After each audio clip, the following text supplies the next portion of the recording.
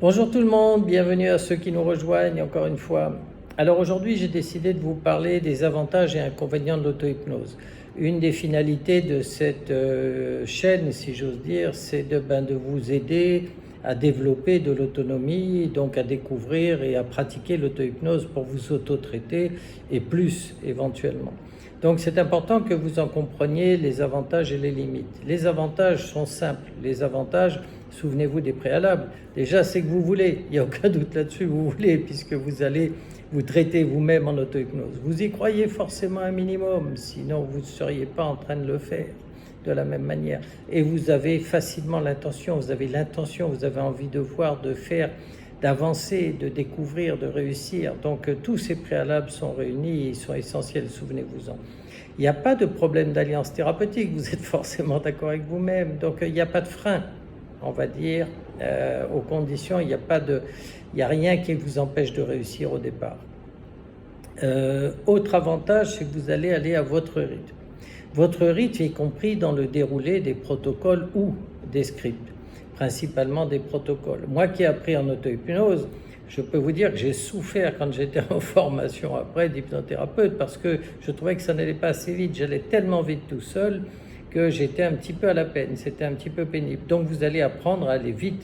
Vous pouvez avoir la fréquence que vous voulez, le moment que vous voulez, faire autant de fois que vous voulez de séances. Souvenez-vous que c'est pas toxique, c'est pas dangereux. Certaines approches sont un petit peu délicates, mais je pense pas que vous allez vous aventurer dans des choses trop délicates. Au départ, on pourrait y revenir aussi sur l'intérêt des régressions, par exemple, d'un certain nombre de choses qui peuvent être un petit peu délicates. Donc, vous avez beaucoup d'avantages à développer, à apprendre l'auto-hypnose pour vous auto-traiter sur déjà beaucoup de choses. Quelles sont les limites? Les limites, elles sont déjà liées à l'objectivité. Vous êtes forcément dans la subjectivité. Vous êtes vous avec vous-même. Donc le regard que vous avez sur vous est forcément très limité, forcément. Ceux qui ont des connaissances en psy, qui ont de l'expérience dans le domaine, qui sont intéressés par de l'introspection, développement personnel, etc., vont aller un peu au-delà de ça, vont avoir davantage d'objectivité, on va dire, mais ça sera quand même malgré tout limité. Vous n'avez pas non plus en auto-hypnose, au départ au moins, d'expérience pour pouvoir établir un diagnostic. Vous allez vous focaliser sur le symptôme, c'est bien logique et c'est déjà bien si vous traitez les symptômes.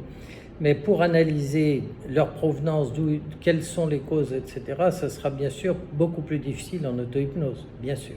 Mais vous pourrez progresser, apprendre, après échanger. Il y a énormément d'ouvrages sur la question. Selon que vous adhérez ou pas, selon que vous rentrez plus ou moins dans le sujet, vous allez pouvoir commencer à développer des capacités d'analyse et d'auto-analyse. Tant mieux. Qu'est-ce qu'il y a d'autre?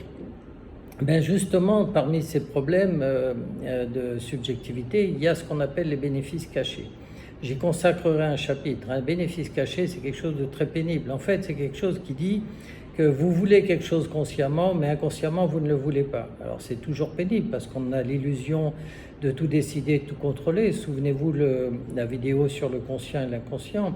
On a l'illusion de contrôler, on veut, on croit qu'on fait, qu'on sait. Eh bien, ce n'est pas vraiment le cas. Donc, le bénéfice caché, c'est un blocage inconscient. Vous voulez consciemment quelque chose, même maigrir par exemple, mais inconsciemment, le poids vous protège de beaucoup de choses et les bénéfices sont supérieurs aux inconvénients. Voilà un bénéfice caché. Encore une fois, on y reviendra. Qu'est-ce qu'il y a d'autre? Oui, le choix des outils. Le choix des protocoles que vous allez pouvoir faire va être limité au moins au départ à vos connaissances. Là également, il y a une littérature abondante sur le sujet. Vous pourrez découvrir un certain nombre de choses, affiner vos approches. Moi au début, et ce que je vous proposerai ces vidéos, ce sont des approches simples qui permettent déjà de bien vous soulager sur pas mal de choses, pas mal de sujets. Voilà pour ce qui est globalement des avantages et des inconvénients de l'auto-hypnose.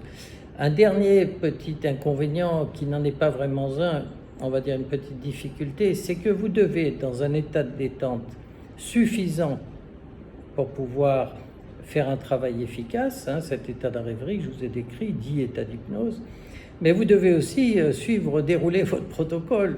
Donc vous devez être suffisamment conscient pour pouvoir appliquer le protocole est suffisamment relâché pour qu'il soit bénéfique. Donc c'est une petite difficulté, mais vous verrez là aussi, il n'y a rien d'insurmontable. Ça paraît compliqué, mais au début, ce que j'ai fait moi, vous écrivez vos protocoles, vous les apprenez, vous les déroulez, puis encore une fois, si vous ratez une étape, vous recommencez tout simplement.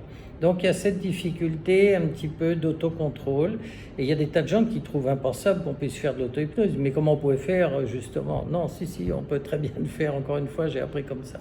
Donc voilà globalement pour les avantages et inconvénients. Merci, à très bientôt.